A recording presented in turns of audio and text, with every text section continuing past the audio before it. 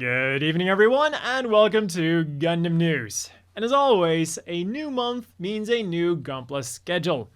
And this month, all of them will be releasing on the 6th, so quite the packed day. For 2,420 yen, 16 US, you can choose between either the high-grade White Gundam or the high-grade Char Zaku 2 GQuuuuuX version. And with both of these being only slightly different remolds from previously released kits, these won't have too many secrets, with the most direct remold being Char Zaku 2.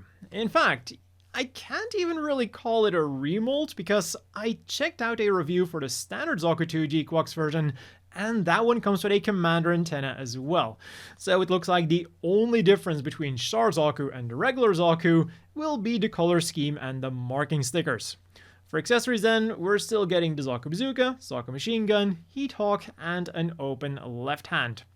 For the White Gundam on the other hand, we do have some slight differences with the accessories. It still comes with a shield, beam rifle, 2 beam sabers with beam saber blade effect parts, and an open left hand, but it now also has the Hyper Bazooka, which replaces the Hyper Hammer and the bits from the Red Gundam. For the rest, it's also just a different color scheme and different stickers. And finally, for 3,080 and 20 US, you can get the brand new Gundam Zagon, with its very interesting looking shield plier units.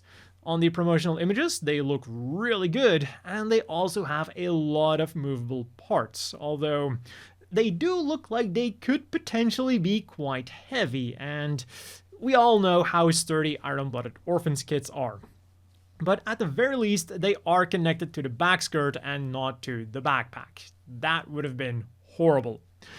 And staying with the Gunpla news, Hypebeast just announced that 2 limited edition Gunpla kits will be released by Kith as part of their Kithmas 2025 collection. The Master Grade RX-78-2 version 2.0 and the Master Grade Wing Gundam.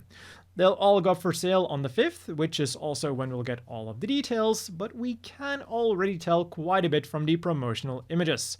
They've got a New York City inspired blue and orange color scheme, they'll come with special Kith marking stickers, and whoever did the posing for the promotional images really should have followed one of those how to pose Gunpla guides. I think this has to be the worst posing I've ever seen on promotional images. The RX-78-2 here is fair enough, but the Wing Gundam in this particular image looks so static and stiff that at first I thought they were going to be selling like the old no grade 144 scale or the old 100 scale high grade or something. But for those interested, I will have the link down below. Somewhat related to Gunpla then are these GQuuuuuX Gummies that come with one of 9 GQuuuuuX mobile suits or mobile armors. Based on the description, you don't have to assemble these like Gunpla, but you do have to paint them. And amongst the lineup, we have everyone's favorite air conditioner, making this the first figure / Gunpla of the Psycho Gundam GQuuuuuX version. And also included in the line are the GQuuuuuX itself, the Red Gundam, the G-Fred, Xavier's Gyan, the Kikaroga in mobile suit mode, Sugai's Gelgoog, Char Zaku, and the rare GQuuuuuX Endymion unit active version. All of which can be yours in June for 350 yen to US. Except perhaps for the people living in the United States, because apparently these could potentially be illegal in the States under the same law that bans Kinder Surprise eggs. And on Hobbling Japan, there's even a warning saying that US customers should reconsider purchasing this. That being said though, I was under the impression that this specific law applied to like toys and foodstuffs that had non-edible stuff inside of it and not packed together with it. So by that logic, this stuff should be fine. But of course, I am no legal expert and this is not legal advice. For the actual figures then, we also got some GQuuuuuX news, like this premium Bandai Limited FW Gundam Converge SB Sodon. It'll be releasing in May for 5,390 yen, 35 US, meaning that we'll be getting a Sodon figure before a Psycho Gundam GQuuuuuX version figure. Not necessarily something I was expecting, but our Sodon comes with a stand, regular thrusters and reverse thrusters, active mega particle cannons, active and stored secondary guns, 2 sets of shock absorbers for the front legs, a little spaceship, and parts to have the main hangars open or closed. Plus, the side of the hangars can also be removed to reveal the inside. Releasing in June then is this non-premium Bandai Limited, and linked down below, Lucrea Light Du Murasame pilot suit version. She's going for 8,800 yen, 57 US, and as the title indicates, she comes with her somewhat oversized pilot suit and Sonic the Hedgehog proportioned boots. And next up for GQuuuuuX, Gundam Official released images from the Amusement Expo 2025, showing us some upcoming GQuuuuuX, OG Gundam, and Gundam Seed prize figures, like these chibi plushes of Machu, Nyan, and Chuji, releasing in the 4th week of May, these chibi plushes of Char, Shalia, and Xavier, releasing during the 5th week of May, or this Genkai Toppa RX-78-2, releasing in the 2nd week of June. And as you can tell by the background and the fact that it's got no weapons, it is specifically the RX-78-2 after it was just activated during the 1st episode of the OG Gundam. Releasing at an unknown date then are the Machu and Haro ending version figure and Nyan and Conch ending version figure. We do only have images of their unpainted prototypes, but they are already looking really good. They're both in a very lively pose, and they look like they're taken directly from the anime. Which is not something I can necessarily say for the Banpresto Evolve Lacus Klein Akatsuki no Kuruma ending version. Now, don't get me wrong, this figure does look really good, but she's kind of giving me more Mir vibes than Lacus vibes, and she's also looking really happy for a song that's pretty sad, which is again kind of like a Mir thing, because her songs are more peppy than their Lacus version counterparts. Continuing with the Cosmic Era then, pre-orders have begun for the Premium Bandai Limited G-Frame Full Armor Strike Freedom Gundam Option Part Set. This set can be yours in May for 3,960 yen, 26 US, and comes with the Wings of Light effect parts, 2 standard beam shield effect parts, 2 beam shield effect parts to replicate the fight with the Destiny Gundam, 2 active railguns, combined beam rifles, 2 beam sabers with beam saber blade effect parts, which can then be combined into the ambidextrous halberd, an action base, 4 firing effect parts for the Dragoons, and 9 arms to hold onto the Dragoons. Now, there might only be 8 Dragoons for those 9 arms, but the arms can be connected to form a longer arm. Keep in mind though that with this set, the Strike Freedom itself is not included.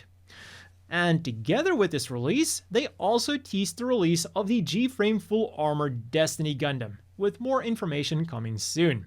What we do know all the information about then is the Metal Build Barb's 4th form plus Boomerang Mace.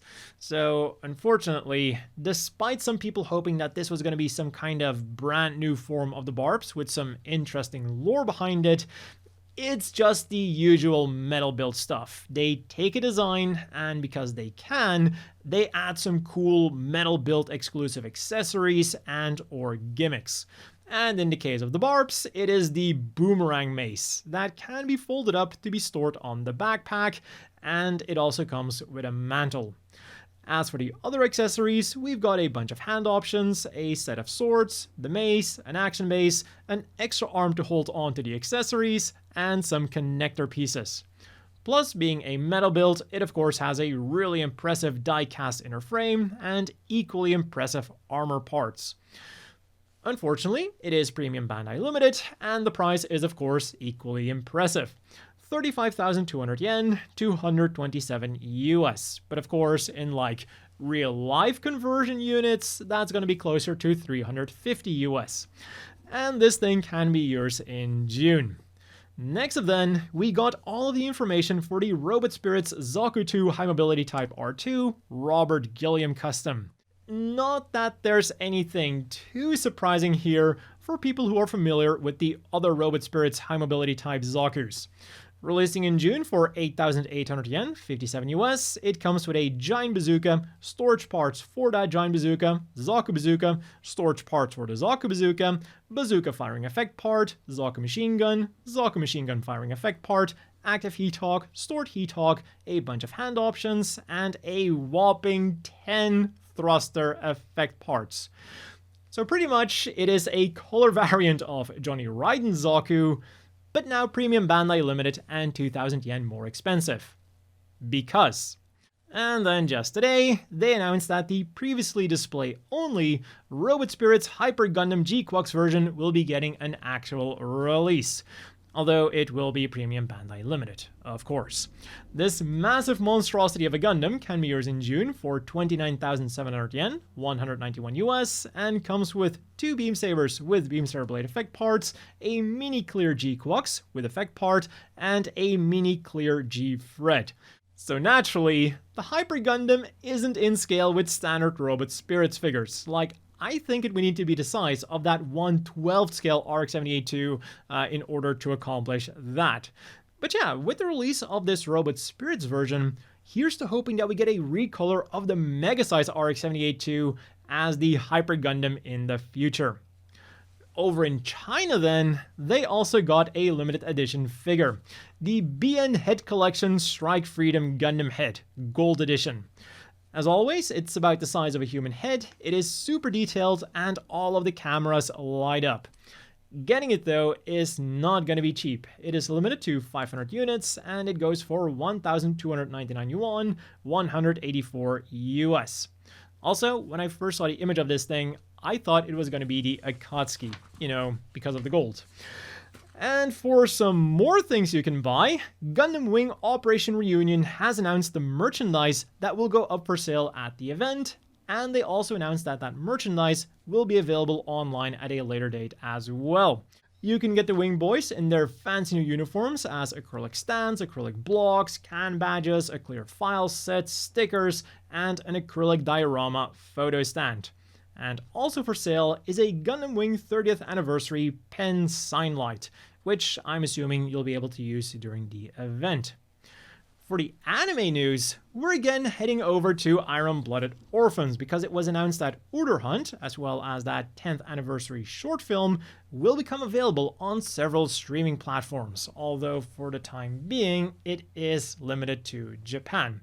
But if it's already happening in Japan, hopefully it will be coming to the rest of the world soon as well. Meanwhile, on the gaming front then, in Gundam Battle Operation 2 for the PlayStation, the Vignagina 2 Jupiter Battle specification has joined the fray, while on Steam the Kahar 2 has become available.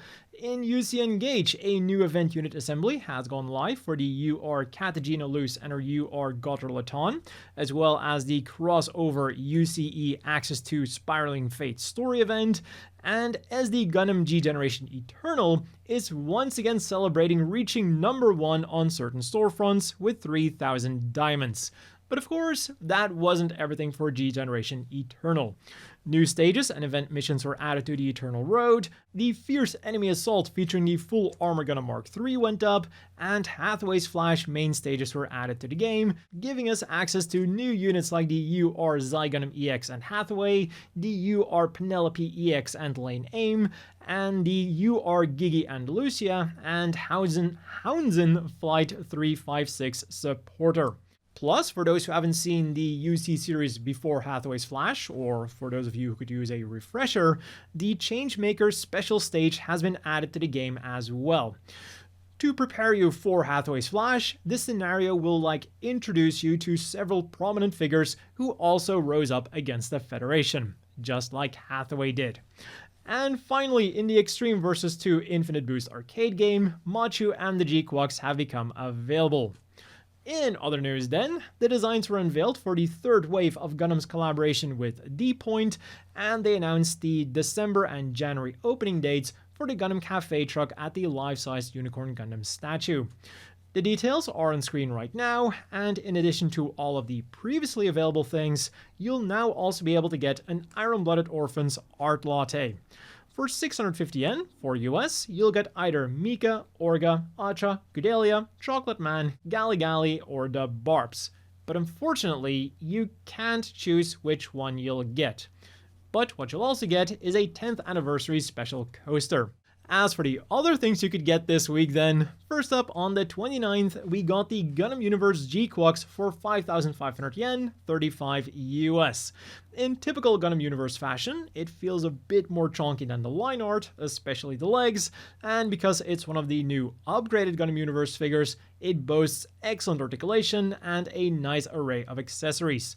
We've got 2 inactive beam sabers, 1 active beam saber, a beam rifle, a shield, the Tominosuke Heat Hawk, and a bunch of hand options. It might be a more budget offering, but you'll have no issues replicating scenes from the anime. Like, the only thing missing here is the ability to remove the core fighter. And also releasing on that day, at least in Japan, was the first wave of Yurugun figures. A series of very interesting looking super deformed figures that go for 990 yen each, 6 US.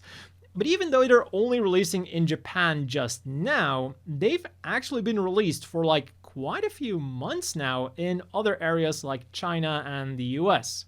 But so, there are 10 standard figures to collect, being the RX-78-2 with a beam umbrella, the standard Zaku 2 sharpening his Heat Hawk, Char Zaku 2 having a drink, the Dom sniffing a flower from a Gyan vase, a Jim Doggo with a ball, the new Gundam with dog-like fin funnels, the Sazabi investigating something, a very long, uncanny-looking Unicorn Gundam, the Freedom with a Zamzazam, and a dashing Justice Gundam with a rose in his mouth.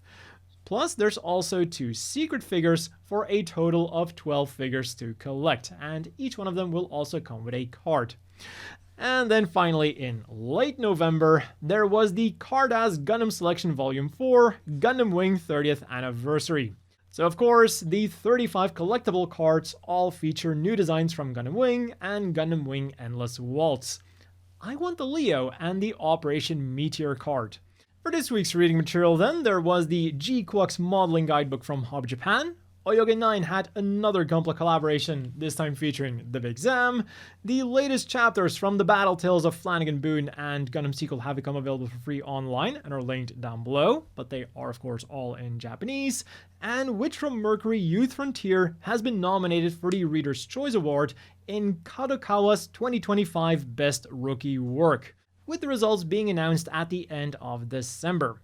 Oh, and I guess I shouldn't call it Youth Frontier anymore, because the official English title is Frontiers in Glory Days. And they also announced that all 4 volumes of SD Gundam The Comedy Warriors will get reprinted through Fukan. They'll be releasing in January, February, March, and April respectively, and the 4th volume will have a brand new chapter.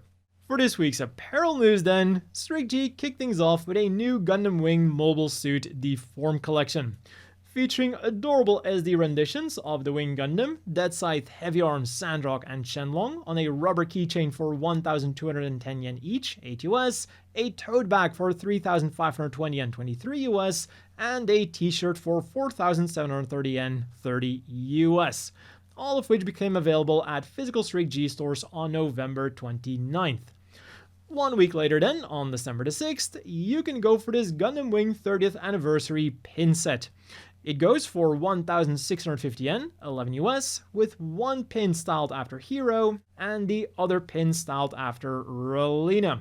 And on the same day, you'll also be able to go for the latest Strict G New York collection, Gundam on the Street.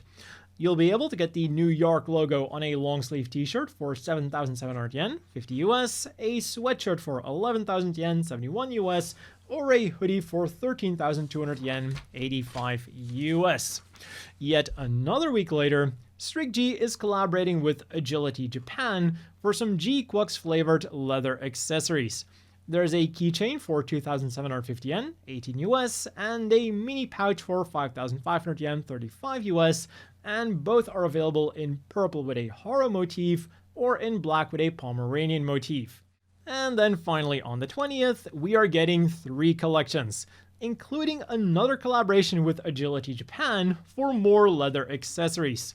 You can get the MAFD logo on a pass case for 7,700 yen, 50 US, or a keychain for 2,750 yen, 18 US.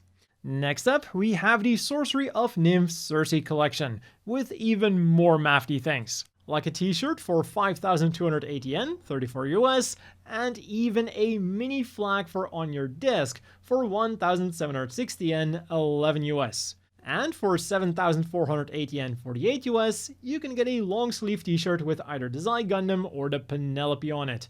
And they both have a really cool gradient effect going on.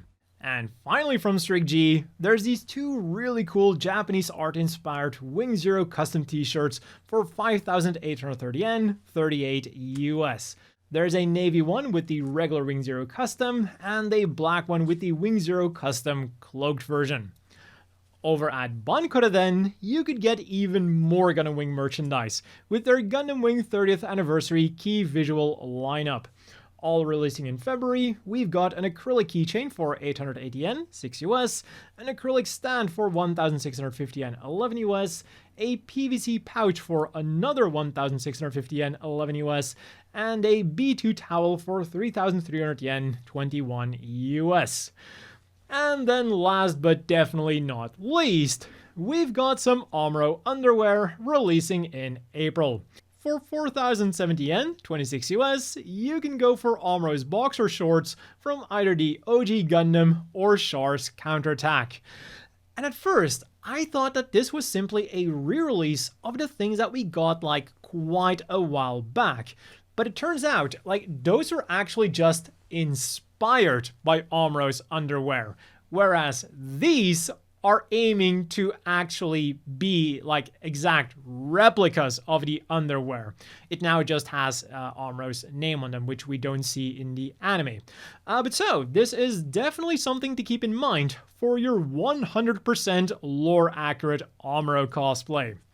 And that has been all for this week's Gundam News. As always, a big thank you to the Patreon supporters. I hope everyone watching has a great evening, and I'll see you all next week with more Gundam News.